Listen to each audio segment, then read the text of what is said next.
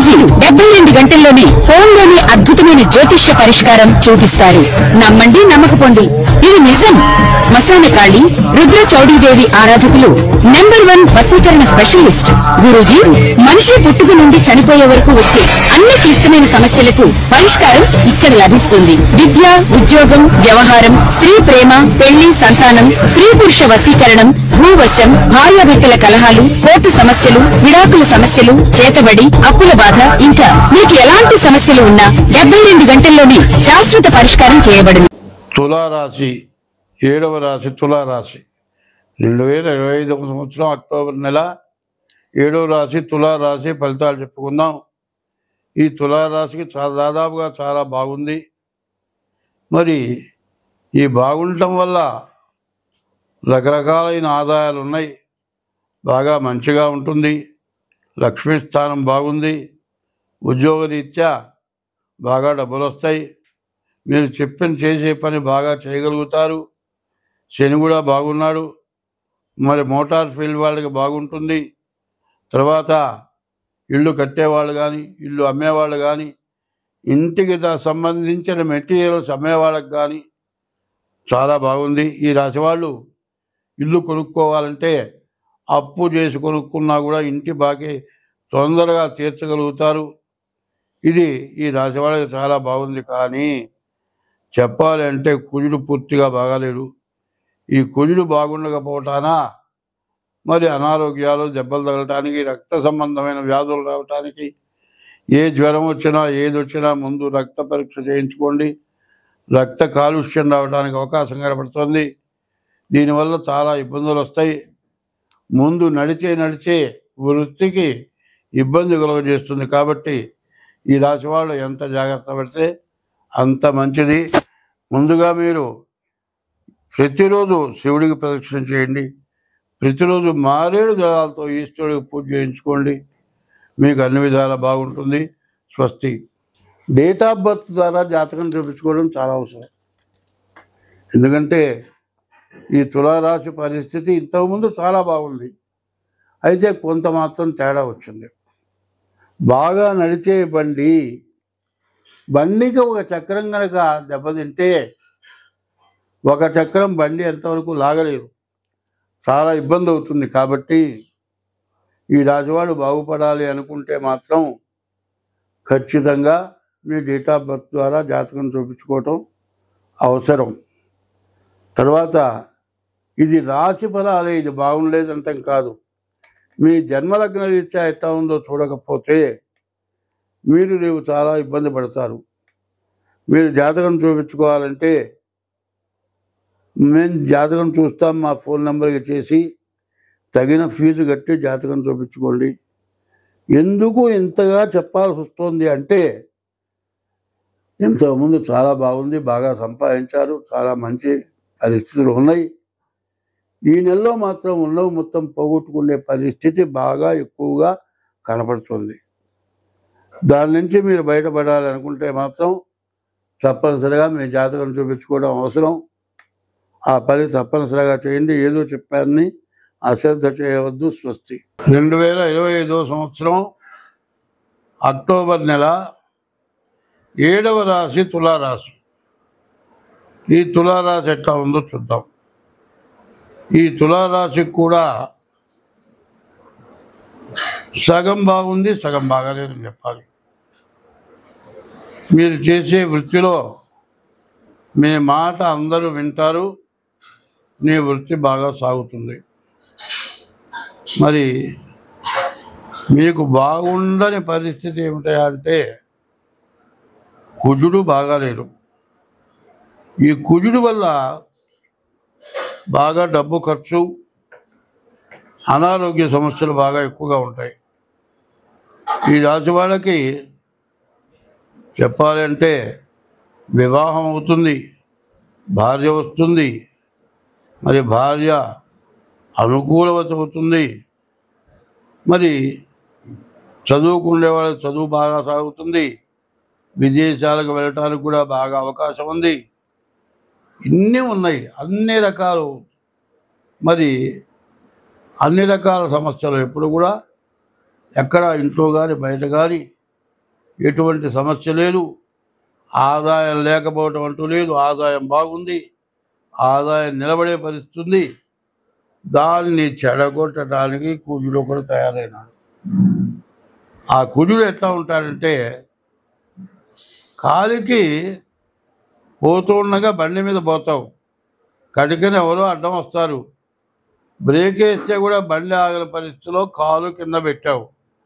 ఆ మడివ ఒక గట్టి రాయికి తగిలింది, కానీ రక్తం కనపడలేదు, పుండు కనపడలేదు, నల్లగా కమిలిపోయింది, కన్ను మొత్తం నలిగిపోయింది అన్నమాటక. అది మానాలంటే 6 నెలలు పడుతుంది. ఎన్ని మందులు ఇచ్చినా ఆ కండ, మడివ కండ బిగవాలంటే బాధ. అది అయ్యేంత వరకు 6 నెలల పాటు విపరీతమైన ఖర్చు, చేసే వృత్తిలో ఇబ్బంది, వచ్చిన డబ్బులు వచ్చినట్టు అయిపోవటం, ఏం చేయాలో అర్థం కాకపోవటం.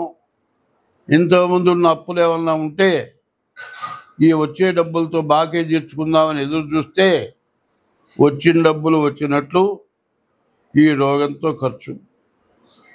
మరి ఇంట్లో పిల్లల పరీక్షల ఫీజులు అంటే ఇంకా రకరకాలైన ఇబ్బందులు, చాలా ఖర్చులు ఎక్కువగా ఉంటాయి. ఈ రాశి వాళ్ళకి చెప్పాలి అంటే డేట్ ఆఫ్ బర్త్ ద్వారా జాతకం చూపించుకోవటం అవసరం. కాబట్టి అట్లా చూపించుకుంటే మీకు ఇబ్బంది లేకుండా ఉంటుంది. మరి డేట్ ఆఫ్ బర్త్ ద్వారా జాతకం చూపించుకొని దానికి తగిన పరిహారం చేసుకోకపోతే మాత్రం మీకు ఉన్న మంచి మీకు దక్కదు. అది మాత్రం గుర్తుపెట్టుకోండి. స్వస్తి. రామ గుణాభిరామ రఘురామ పరాక్రమ భీమ జానకీ రామ దురంత దుర్భర విరామ నిష్కామయటనుచు భక్తి మనసా గురుపాదములాశ్రయింపుమ ముదమున పారిజాత తరుమూలమునందు అతి సూక్ష్మ రూపుడై హృది రఘువీరునామమును ఎప్పుడు జపించుచు రామభక్తులను వదలక బ్రోచుచుండు గన్వైవాయుతనోజుని ధీతిరాజుని అదనుదలనుచి భక్తి కుమతి గురుపాదములాశ్రయం పుమా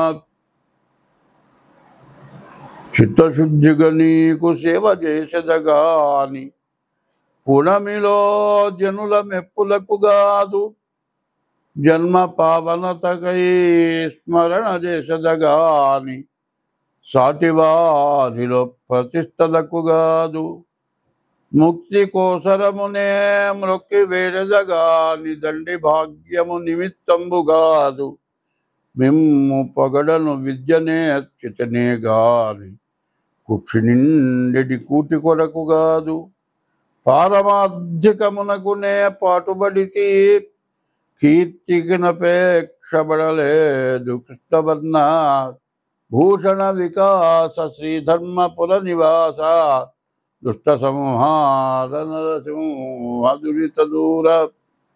రాత్రిపూట తిన్నాం, పడుకున్నాం, తెల్లవారు ఏదైనా పని చేయాలనుకోండి, ఏదో ఒకటి కడుపులోకి ఆహారం కావాలా? అది లేకుండా తెల్లవారు ఎక్కడికైనా వెళ్తామా, ఏమైనా పని చేస్తామా? చెయ్యలేము. అది ఎంత అవసరమో ఇప్పుడు నేను చెప్పబోయేది అంత అవసరం. ఎందుకంటే జ్యోతిష్యం అనే పేరుతో ఇవన్నీ చెబుతున్నాను అని అనుకోవద్దు. ఎందుకు చెబుతున్నాను అంటే దీంట్లో మార్గాలు చాలా ఉన్నాయి. ఒక చోటికి పోవాలంటే ఒక రోడ్డు నుంచి పోవచ్చు, ఇంకో రోడ్డు నుంచి పోవచ్చు, ఇంకో రోడ్డు నుంచి పోవచ్చు. 4-5 దారులుగా కూడా మనం ఒక స్థలానికి వెళ్ళాలంటే వెళ్తాం. అది ఎట్లాగో మనం బతకడానికి రకరకాలైన వృత్తులు చేస్తున్నాం. అట్లాగే ఎంత వృత్తి చేసినా, ఎంత సంపాదించినా చాలా ఇబ్బంది పడేవాళ్ళు చాలామంది ఉన్నారు. పూర్తిగా నెల రోజులు కడుపు నిండా ఆహారం తినడానికి కుదరక లేక ఇబ్బంది పడేవాళ్ళు కొంతమంది.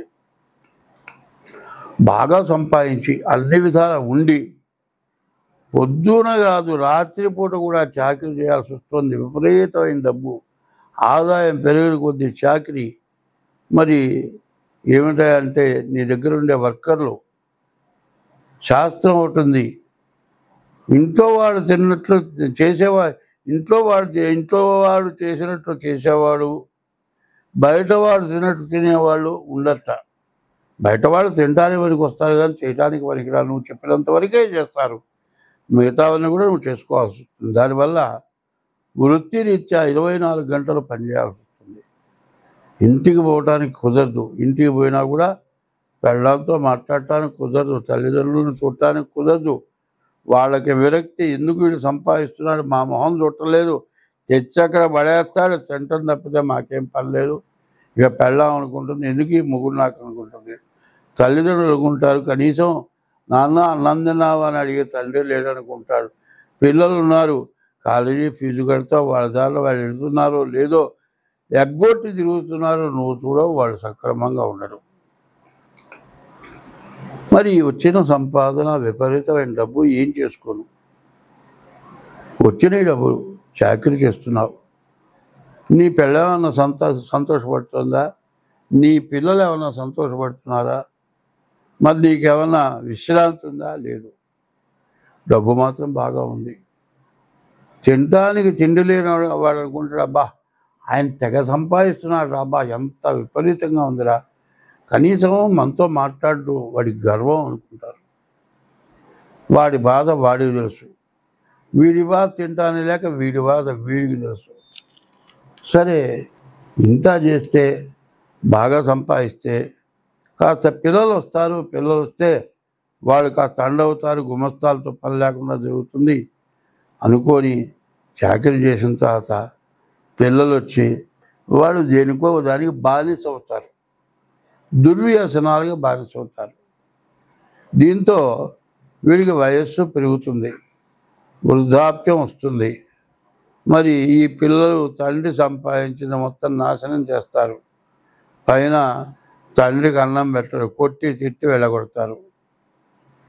ఇక దీంతోపాటు వీడికి వ్యాధి, షుగరో, బీపీనో, హార్ట్ అటాకో, మరి గ్యాసో, ఏదో రకరకాల వ్యాధులు వీడి తయారవుతాయి. వీడు అనుకుంటాడు, ఇంత కష్టపడ్డాను, చిన్నప్పుడు నాకు తినటానికి తిండి లేదు, మా అమ్మ వాళ్ళు కూడా ఏదో వ్యవసాయం చేస్తే గంజి దాగి బతికా, ఎట్లాగో కష్టపడ్డా, ఏదో వ్యాపారం చేశా, దాని మీద దారి దొరికింది, బాగా సంపాదించా, కోట్లు సంపాదించా, కానీ గుమస్తాల మీద ఆధారపడ్డా, వాళ్ళు సరిగ్గా చేయకపోతే చేసే వ్యాపారం పోతుందేమోనని 24 గంటలు కష్టపడ్డా. ఇంట్లో పెళ్ళాంకి తృప్తి లేదు, తల్లిదండ్రులకు తృప్తి లేదు, పిల్లలకు తృప్తి లేదు. పోనీ 4 పిల్లల్లో ఒక్కడు బాగా చదువుకొని నా దగ్గరికి వచ్చాడు, వాడు పనిచేస్తున్నాడు, నాకు విశ్రాంతి దొరుకుతుంది అంటే వాడేం చేస్తున్నాడు? చేసే పని కాక ఒక తాగులో, జూదమో, ఒక అమ్మాయినో మరి వాడు ఖర్చు పెడుతున్నాడు. తీరా వీడేమనుకుంటున్నాడు, ఇంత సంపాదించాడు కదా, వీడికి బుద్ధి లేదు, ఆఫీసులో పనిచేసే దాంతో తిరుగుతున్నాడు వీడు, దాన్ని దోచి పెడుతున్నాడు. పోనీ ఇది కాదండి, తాగుతున్నాడు, వీడి ఆరోగ్యం పాడైపోతుంది, ఏ కిడ్నీ పోతుంది అంటున్నారు డాక్టర్లు, వీడు వెంటలేదు. ఇట్లా ఆలోచిస్తాడు. ఇట్లా ఆలోచించి వీడికి అనారోగ్యం పెరుగుతుంది. ఈ అనారోగ్యంతో ఏమిటి, అయ్యో ఇంత సంపాదించానే, చిన్నప్పుడు తినటానికి తిండి లేదే, ఇవాళ సోపితంగా తినటానికి అవకాశం ఉందే, చాకిరి చేసినంతకాలం తినటానికి ఖాళీ దొరక్క నానా అవస్థపడి చేశాను, తిండి కూడా మర్చిపోయినాను, ఈ కాస్త అయిపోయిన తర్వాత తిందాం, ఈ కాస్త అయిపోయిన తర్వాత తిందాం అనుకొని పొద్దున్న లేచింది లగాయతో రాత్రి దాకా తిండి తినకుండా చాకరీ చేసి అప్పుడు తినకపోతే కడుపులో పోలేదు. ఇవాళ విశ్రాంతి దొరికింది, తిందామంటే బీపీ ఉంది, షుగర్ ఉంది, కొలెస్ట్రాల్ ఉంది, హార్ట్ అటాక్ ఉంది, ఏది పడితే అది తినొద్దంటున్నాడు. అన్నీ చూసి సంతోషించడం తప్పితే ఏమిటి వాళ్ళు నా గతి, ఇంత ఉంది, ఏం చేసుకోను. పుట్టినప్పుడేమో తిండి లేదని ఏడవటం, వ్యాపారం చేసినప్పుడేమో సరైన చేతి కింద మనిషి లేడని ఏడవటం, తీరా బాగా 24 గంటలు కష్టపడి చేసిన తర్వాత కొడుకొచ్చి దుర్వ్యసనాలతో పాడైపోవటం, ఇదంతా కాక ఇంత సంపాదించాను ఇది ఇంత పోతుందని ఏడవటం, చివరికి రోగాలు రావటం, తింటానికి తిండి లేకపోవటం. ఎక్కడన్నా శాంతి ఉందా? శాంతి అనేది కావాలి. ఈ శాంతి ఎట్లా ఉంటుంది? ఇప్పుడు నేను చెప్పేది జ్యోతిష్యంలో కూడా ముందు మనిషికి ప్రశాంతత కావాలి. 24 గంటల ఆలోచన కాదు కావాల్సింది, 24 గంటల్లో కొంత మనకు ప్రశాంతత కావాలి. ఈ ప్రశాంతతే ఆరోగ్యాన్ని ఇస్తుంది. ఎందుకంటే మనం గాలి పీల్చుకుంటున్నాం, చెట్ల నుంచి వచ్చే ప్రాణవాయువు పీల్చుకుంటున్నాం, మన నుంచి గాలి బయటకు వదులుతున్నాం. మనతోటి పాటు పుట్టిన వాడికి మన శ్వాస వాడికి వికటిస్తుంది, బొగ్గు పులుసు వాయువు వాడికి పడదు. మనం వదిలిన శ్వాస చెట్టుకు పనికొస్తుంది. ప్రాణవాయువేమో దాని నుంచి వచ్చిన ప్రాణవాయువు మనకు పనికొస్తుంది. మన నుంచి వచ్చి వదిలినటువంటి బొగ్గు పులుసు వాయువు ఆ చెట్లకు ఉపయోగపడుతుంది. కానీ మనలో మనం మనిషికి మనిషి ఏమన్నా ఉపయోగపడుతున్నారా? లేదు. జీవితం ఏమిటి? బాల్యం, యవ్వనం, కౌమారం, వార్ధక్యం. ఇంత జన్మ ఎత్తిన తర్వాత ఎక్కడ ఎప్పటికీ ఏ రోజుకి ప్రశాంతత, మనస్సుకు తృప్తి, ఆనందం కలుగుతుందా? లేదు. లేక మా బోటి వారు జ్యోతిష్యం అడుగుతున్నారు. జ్యోతిష్యం చెబుతున్నా, జ్యోతిష్యం డబ్బుల కోసం చెప్పేటట్లయితే రెండో ఇట్లాంటి విషయాలు ఏమీ చెప్పవలసిన అవసరం నాకు లేదు. నాకు డబ్బులే ముఖ్యం అనుకుంటే డబ్బులు వచ్చే మార్గంగా జ్యోతిష్యం చెప్పచ్చు. జ్యోతిష్యంతో పాటు జ్యోతిష్యం అనే పదానికి అర్థం ఏంటంటే చీకట్లో ఒక వెలుగు, అగ్గిపుల్ల వెలుగు ఉంటే కనపడి ముందు కడిగేస్తాం. అట్లా జరిగింది, జరుగుతున్నది, జరగబోయేది, మరి 3 కాలాలది చెప్పగలిగిందే జ్యోతిష్యం.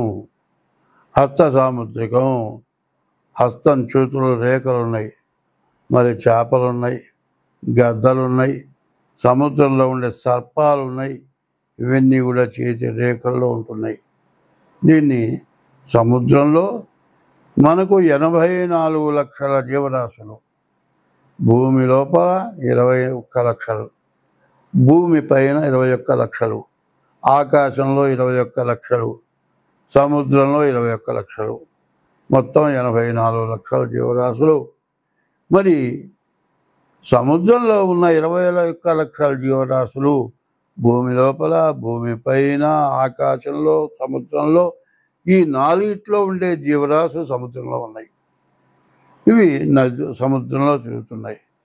అయితే ఈ హస్త సాముద్రిక, చేతి ద్వారా చెప్పే జ్యోతిష్యం సాముద్రికం అన్నారు. సాముద్రికం అంటే సముద్రం యువతల ఒడ్డు నుంచుంటే అవతల ఒడ్డు కనపడదు. సముద్రమే కనపడదు కాదు, సముద్రం లోపల ఉండే జీవరాశులన్నీ కూడా మనం చూడలేదు, చూడబోము, కనపడవు. అన్ని రకాల జీవరాశులు మన కంటపట్టలే. అవన్నీ కూడా ఈ హస్త సాముద్రికలో ఇచ్చారు. మరి జ్యోతిష్యం అంటే అంతా చెప్పగలిగిన వాడు లేరు.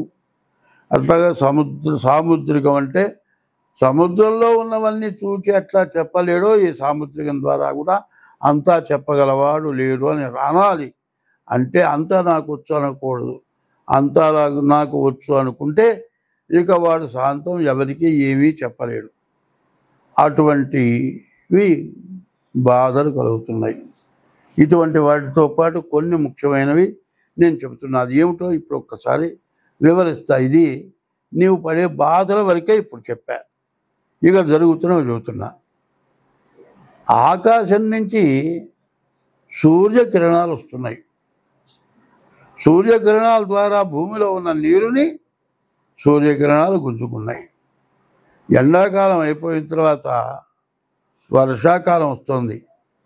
ఆ నీరుని గుంజుకున్న నీరు మొత్తం భూమిలోకి వస్తుంది. ఈ భూమి ద్వారా పంట పండుతుంది. రెండే రెండు ముఖ్యమైనవి ఏమిటి? ఒకటి ఆకాశం, రెండు భూమి. భూమి ఏమో భూదేవత తల్లి. తండ్రి ఎవరు? సూర్య భగవానుడు. ఈ సూర్య భగవానుడు ప్రపంచ దేశాల మొత్తంలో కూడా కనపడే సూర్య భగవానుడు ఒక్కడే. ప్రపంచ దేశాల మొత్తంలో కనపడేది భూమి ఒక్కటే. ఈ రెండే ముఖ్యమైనవి. అయితే వీటి మధ్యలో జలం వస్తుంది. ఈ జలం అంటే నీరు. ఈ నీటి వల్ల మరి అమర్నాథ్, ఋషికేశ్, మరి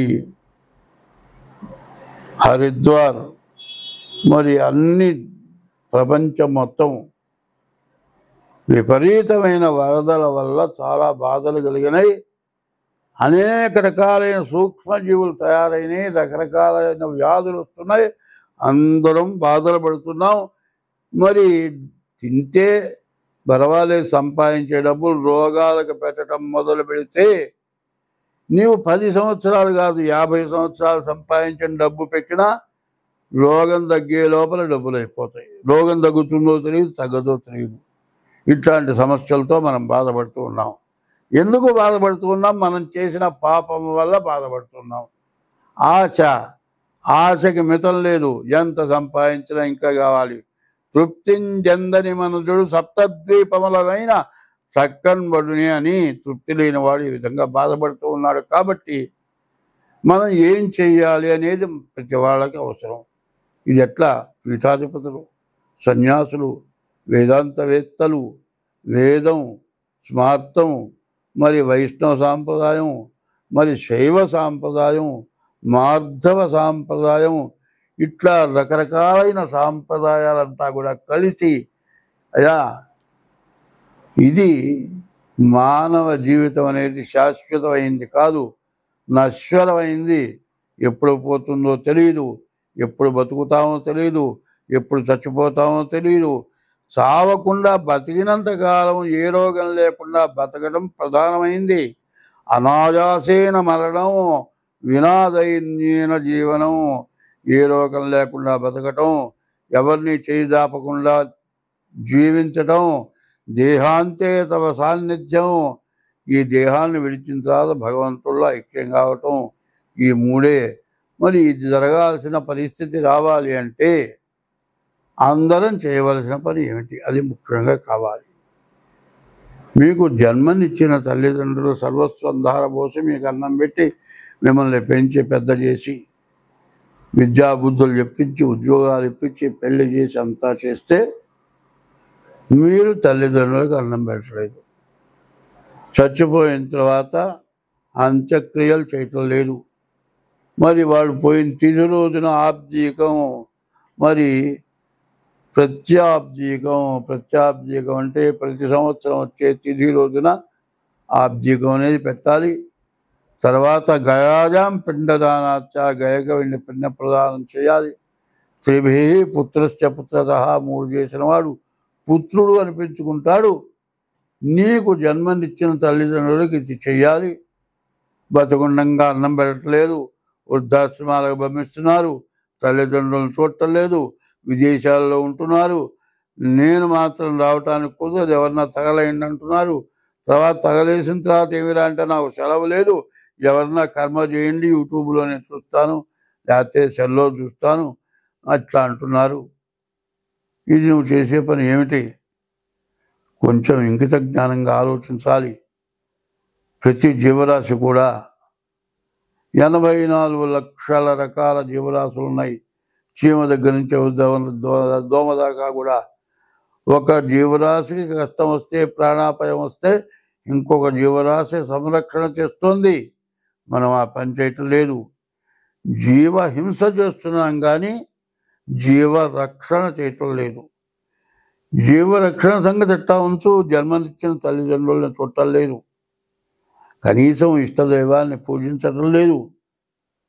దీనివల్ల మనకు మహాపాపం చుట్టుకొని ఇట్లాంటి ప్రకృతి సిద్ధమైన ఇబ్బందులు బాధలు కలుగుతున్నాయి. కాబట్టి ఇప్పుడు మనం ఏం చేయాలి? 24వ తారీఖు వరకు మహాళయ పక్షాలు. ఈ మహాళయ పక్షాల్లో పితృదేవతలకు తర్పణ చేయాలి. తర్పణ చేసిన తర్వాత దంజం ముడివిప్పదీసి నీళ్లలో ముంచి ఆ దంజం ముడి కింద నేల మీద పిండుతారు. పిండేటప్పుడు ఒక శ్లోకం చెబుతారు. ఏకైచా నేను చేస్తోంది అస్మత్కులే జాతా, నా కులంలో పుట్టిన వాళ్ళు, అపుత్రాహ పుత్రులు లేని వాళ్ళు, గోత్రణోమృతాహ గోత్రీకులు లేకుండా చచ్చిపోయిన వాళ్ళు, తే గృహంతు ఈ నీళ్లు భూమి మీద పడిన తర్వాత అటువంటి వాళ్ళందరికీ మోక్షం కలుగ్గాక అనుంది. నీవు తల్లిదండ్రులకే చేయట్లా, నీ కులంలో వాళ్ళు, నీ గోత్రంలో వాళ్ళు, నీ వంశంలో వాళ్ళు వాళ్ళు బాగుపడాలనే ఉద్దేశంతో నువ్వేమన్నా చేస్తున్నావా? అది చేయటం లేదు. నీకు జన్మనిచ్చిన తల్లిదండ్రులకు అన్నం పెట్టలేదు, చచ్చిన తర్వాత వాళ్ళకి శ్రాద్ధ విధులు చేయటం లేదు, నీ ఇష్టదైవాన్ని పూజించడం లేదు. కనీసం 24 గంటలు తెల్లవారి నిద్ర లేచిన తర్వాత డబ్బు డబ్బు డబ్బు డబ్బు ఇదే ఆలోచనతో జీవితం గడుపుతున్నాం. చివరికి కనీసం రోజులో 24 గంటల్లో జీవితమున సగభాగంబు నిద్దురతే సరిపోవు, మిగిలిన ఆ సగభాగంబు చిత్తశుద్ధి లేకపోవు. అతి నిద్రాలోలుడు, తెలివిలేని మూర్ఖుడు, పరమార్థం కానలేక నిద్దురతో చెడతాడు. 24 గంటలు ఏదో కావాలి, కామం, కాంక్ష, కోరిక, డబ్బు కోరిక, పరస్త్రీ వ్యామోహం, మరి ఇట్లాంటి దురభ్యాసాలతోటి నాశనమైపోతూ దేశాన్ని నాశనం చేస్తున్నాం. కాబట్టి ముందు ఈ నెలలో పితృదేవతలకు పిండ ప్రదానం చేయండి.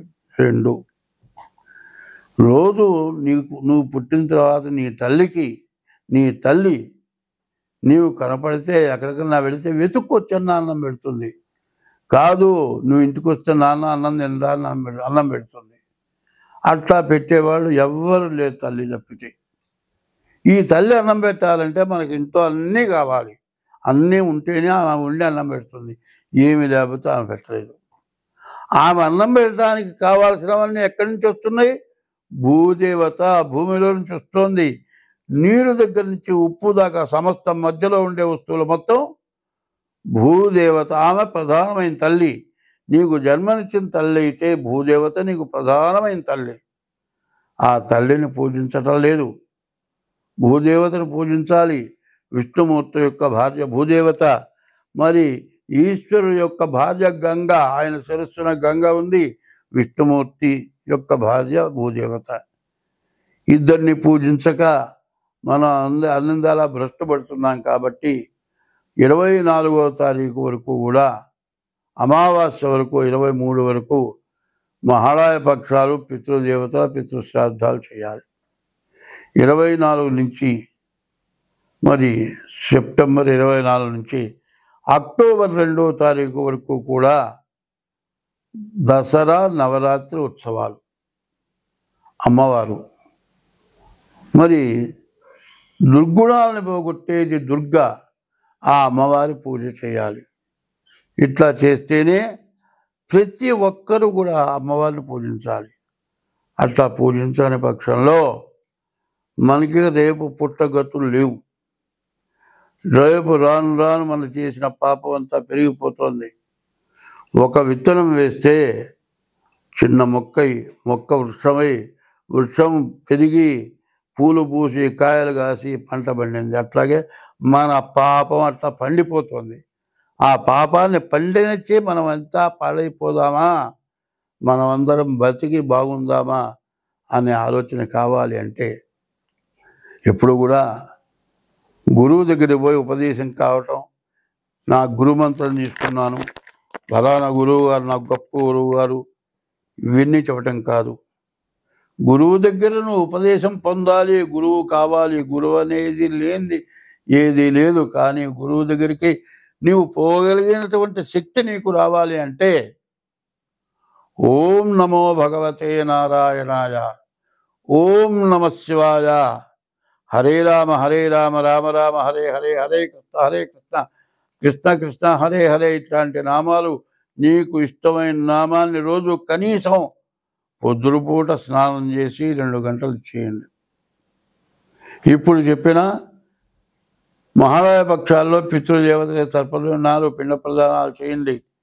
దసరా 10 రోజులు అమ్మవారి పూజ చేయండి. ఈ ఉన్నటువంటి పాపం కొంతైనా నశిస్తుంది. మొత్తం పోతుంది అని చెప్పటంలే, కొంతైనా నశించాలి.